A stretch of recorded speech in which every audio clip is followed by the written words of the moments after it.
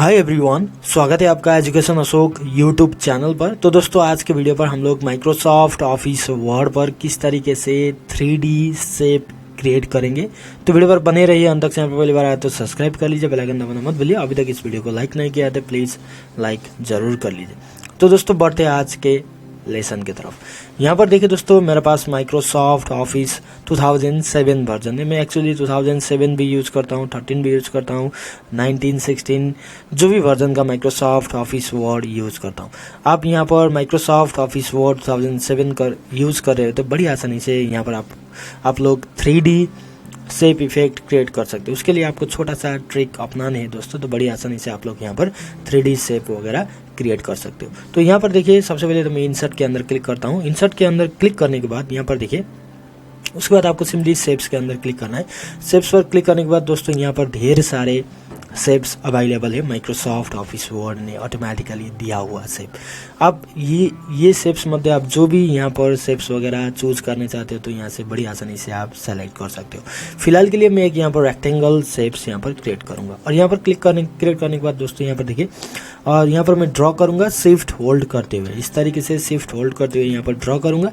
Draw करने के बाद दोस्तों यहाँ पर इस शेप्स ड्रॉ हो चुका है। अब आपको सिंपली छोटा सा ट्रिक वगैरह अप्लाई करना है तो बड़ी आसानी से आप लोग यहाँ पर 3D शेप इफेक्ट क्रिएट कर सकते हो। उसके लिए आपको यहाँ पर देखिए 3D इफेक्ट के अंदर क्लिक करना है दोस्तों। शेप ड्रॉ करने के बाद दोस्तों आपके पास में यहाँ पर फॉर्मेट का ऑप्शन नज़र में आएगा और सिंपली यहाँ पर क्लिक करते हुए आपको यहाँ पर 3D इफेक्ट के अंदर क्लिक करना है। यहाँ पर देखिए 3D इफेक्ट, और उसके बाद सिंपली आपको यहाँ पर सरफेस के अंदर क्लिक करना है। यहाँ पर देखिए नीचे की तरफ सरफेस का ऑप्शन है, यहाँ पर क्लिक करना है। यहाँ पर क्लिक करने के बाद सिंपली आपको यहाँ पर वायर फ्रेम के अंदर क्लिक करना है दोस्तों। यहाँ पर देखिए वायर फ्रेम, और उसके बाद इस तरीके से एक शेप्स क्रिएट होता है। इसको आप बड़ी आसानी से बड़ा छोटा भी कर सकते हो। उसके लिए आपको यहाँ पर 3D इफेक्ट पर ही जाना है और उसके बाद आपको यहाँ पर डिप्थ पर क्लिक करना है।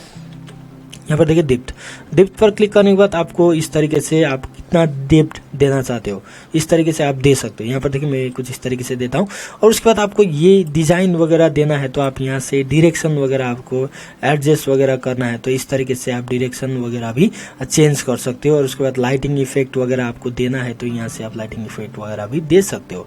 और उसके यहाँ पर देखिए इस तरीके से 3D शेप क्रिएट होता है। इसको आप यहाँ पर कलर वगैरह देना है तो कुछ इस तरीके से कलर वगैरह भी आप यहाँ पर फिल कर सकते हो। तो उसके बाद यहाँ पर आपको फिर से एक शेप्स क्रिएट करूँगा दोस्तों। इंसर्ट के अंदर क्लिक करते हुए यहाँ पर देखिए मैं इस टाइम इस वाले ओवल शेप्स के अंदर क्लिक करूँगा और यहाँ पर इस तरीके से ड्रॉ करूँगा। ड्रॉ करने के बाद simply same process 3D effect, surface, wire frame, और उसके बाद यहाँ पर आपको डेप्थ पर कितना बड़ा करना है तो इस तरीके से आप कर सकते हो। उसके बाद आपको सिंपली फिर से एक शेप्स यहाँ पर क्रिएट करता हूँ। यहाँ पर मैं इसी वाले शेप्स को क्रिएट करता हूँ और इस तरीके से यहाँ पर ड्रॉ करता हूँ। ड्रॉ करने के बाद यहाँ पर मैं फिर से इसी वाले पर जाता हूँ, वायर फ्रेम, और उसके बाद यहाँ पर डेप्थ बड़ा कर लेता हूँ। यहाँ पर देखिए, इसके बाद इस तरीके से आप 3D शेप वगैरह क्रिएट कर सकते हो। और उसके बाद सिंपली फिर से मैं एक और शेप्स यहाँ पर क्रिएट करूँगा।